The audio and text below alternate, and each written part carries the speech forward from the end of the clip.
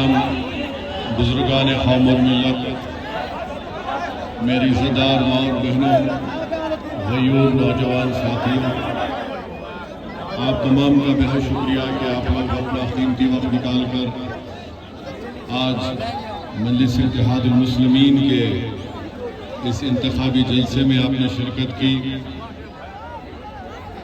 शह नशीन पर तशरीफ़ फरमा जनाब मुखिया आफाक साहब, मजलिस के उम्मीदवार जनाब हसनैन साहब, जनाब गुलाम मुस्तफ़ा साहब, मुखिया रस्मुद्दीन साहब, मुखिया दिलशाद राही साहब, जनाब राहिल साहब, जनाब सलीम जाहिद साहब, फरीदुद्दीन साहब, जनाब शमीम साहब, मोहम्मद सलमान अनवर साहब, आफ्ताब अहमद अली, मोहम्मद इखलाक साहब, जनाब शमसुल हक साहब, जनाब रब्बानी साहब, मुखिया तौहीद साहब, जनाब रूहुल अमीन साहब, मौलाना सुल्तान साहब, जनाब रेहान सरपंच साहब। अजीज़ान मिल्लत, आप जानते हैं कि ठाकुरगंज से मजलिस इत्तेहादुल मुस्लिमीन ने अपना उम्मीदवार यहाँ से खड़ा किया है। मेरी आप तमाम से गुजारिश ये है कि आने वाले 11 नवंबर के दिन आप तमाम मुत्तहदा तौर पर अपने एक वोट का इस्तेमाल मजलिस इत्तेहादुल मुस्लिमीन के उम्मीदवार की कामयाबी के लिए इस्तेमाल करें।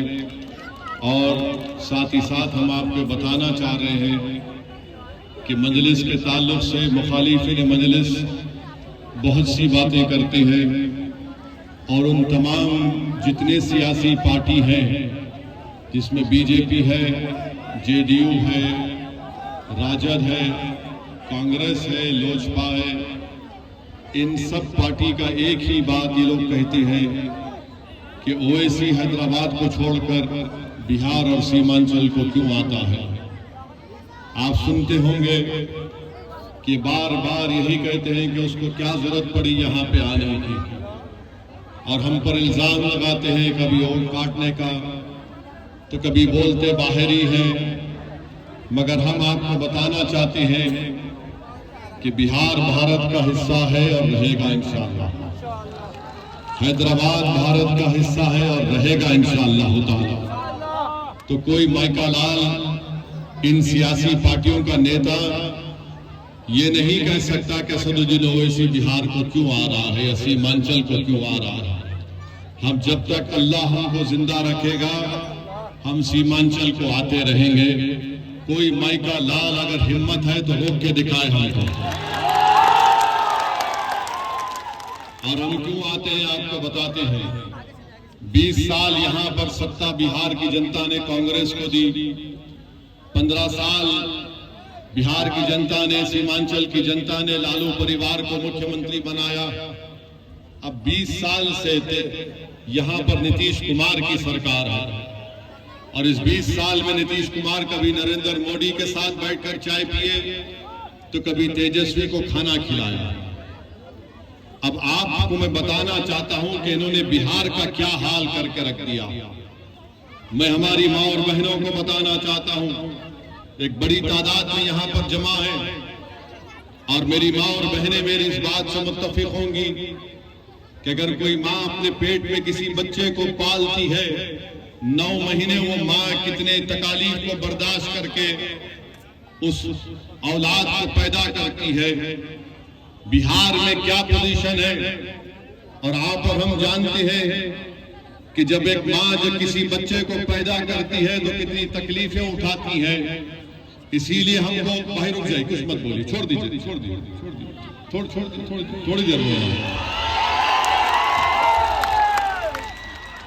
हम आपसे कह रहे थे कि जो मां अपने किसी बच्चे को पैदा करती है तो हमारे आका मोहम्मद सल्लल्लाहु अलैहि वसल्लम ने इरशाद फरमाया कि उस मां के लिए ये हज और उम्रा एक जिहाद की तरह है।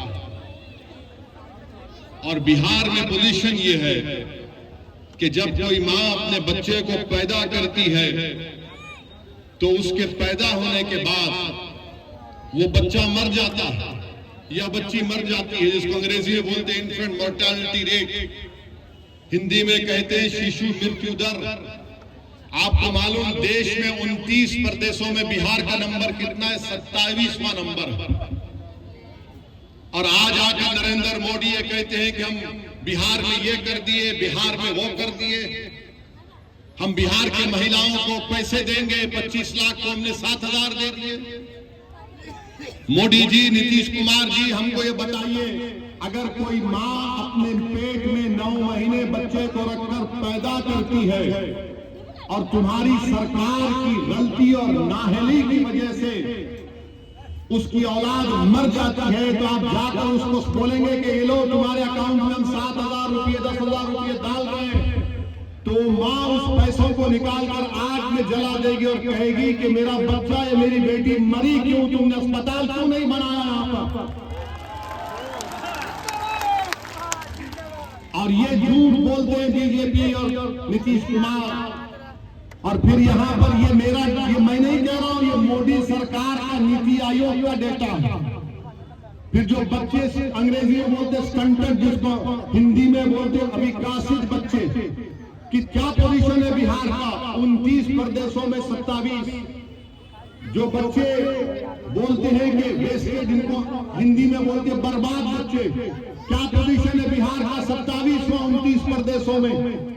जो बच्चे पैदा होते हैं जिनका वजन कम होता है, क्या बिहार 27वें पोजीशन है 29 प्रदेशों में?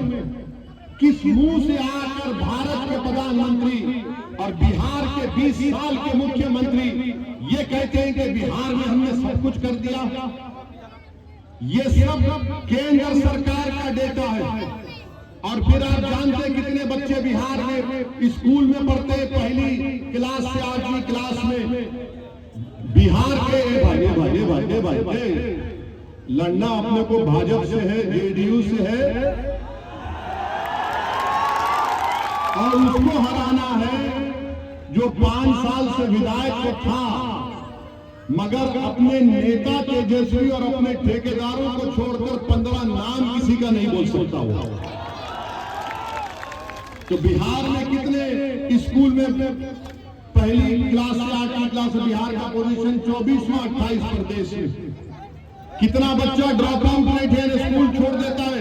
29 प्रदेशों में बिहार का नंबर 28। कितने बच्चे स्कूल में जाते हैं 6 और 13 साल की उम्र में? बिहार का नंबर 17वां। और 18-23 साल में सबसे कम हुआ, सबसे कम नंबर बिहार का है। मोदी जी, इतना झूठ क्यों बोलते आप नीतीश कुमार के साथ? ये पोजीशन है।